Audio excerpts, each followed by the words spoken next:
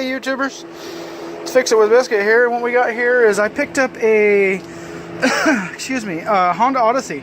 I'll give you a walk around on it. What I'm doing to it anyways, first, before we give the walk around, is the motor was seized on it, and I put some oil down into the piston hole and I got it to break free, so it's not seized anymore. It turns over, it's got spark, but the reason why it was seized, and I'm pretty sure this is there's water in the gas tank.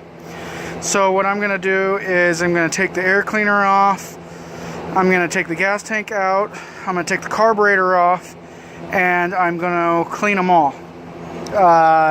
And then this thing should run. I've already had it popping and firing, but once I found out it had water in the gas, done deal. There is no more trying to start it because that water just, you know, boogers everything up. And I'm sure that carburetor has just got nasty gunk in it.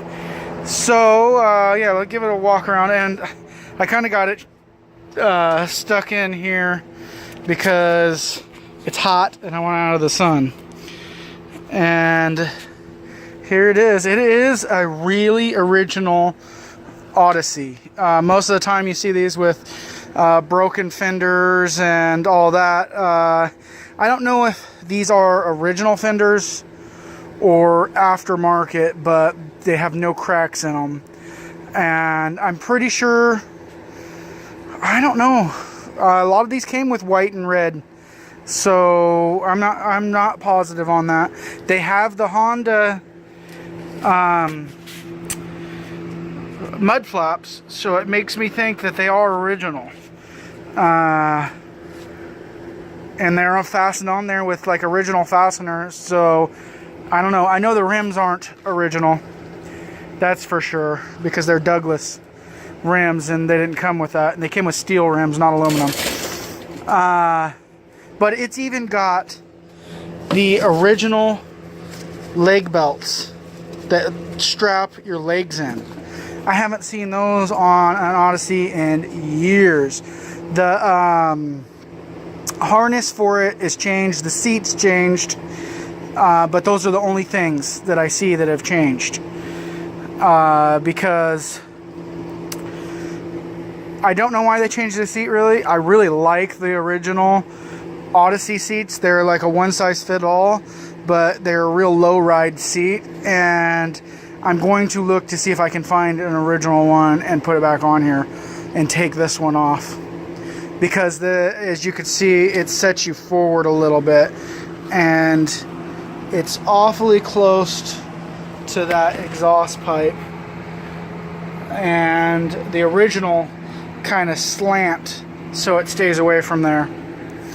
But I'm gonna get to work on this here. Alrighty guys, I got the carburetor off. It is yeah, something to be desired. It is disgusting. Down inside there's so much dirt, and you can see that's where it was going into the engine. That's why it's seized, is it got a little bit of water into that engine like that.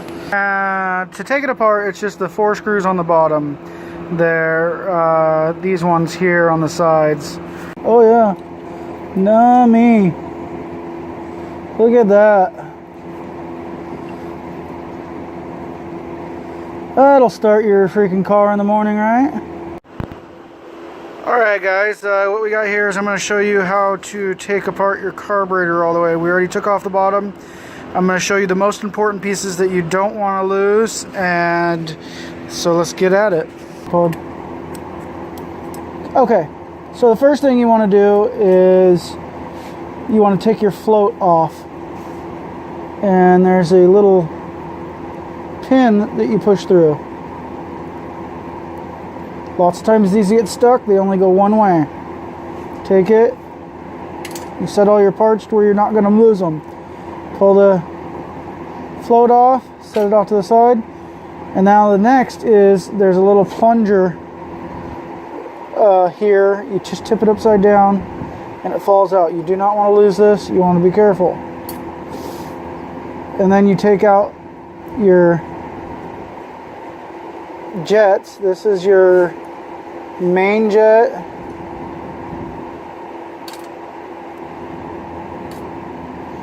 And this is your primary jet. You want to get a screwdriver that goes all the way across so you don't strip that out.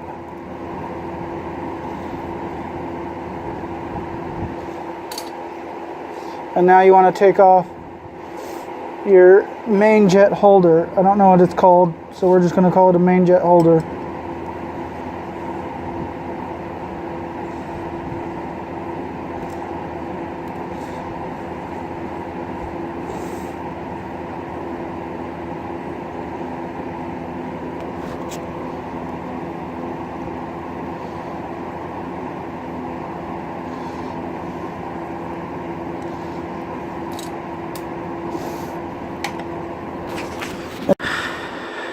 I hope that was in focus. Sorry if it wasn't, or I'm moving around, guys, but now you can go ahead and deep clean this and not worry about losing any parts. And you'll want to run a wire or something. Actually, you can see right straight through that one. That's pretty clean. But you want to run a wire down through these. Don't use copper wire because it probably break and get stuck in there. What I use is I take one of the bristles out of my brush here, make sure it's real straight, and I just use it to poke around in there to knock stuff loose. And another thing is when you're cleaning your jets, let's see, when you're cleaning these jets, these are the ones you want to use copper on. For the simple, come on, phone. It just does not want to focus today, guys. Wants to focus on my foot.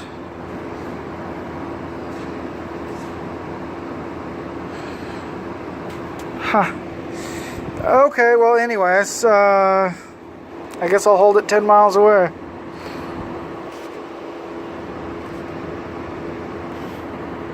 Anyways, yeah, you want to be very careful with your jets. You don't want to resize them on accident with jamming hard wire through it.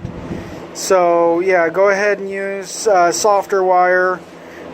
Just make sure it doesn't get broke off in there. You want to use something that is smaller than the hole of the jet. So if it feels really tight going in, don't use it, because you'll rejet it to who knows what. So alright, I'm gonna get to cleaning, so I'll be back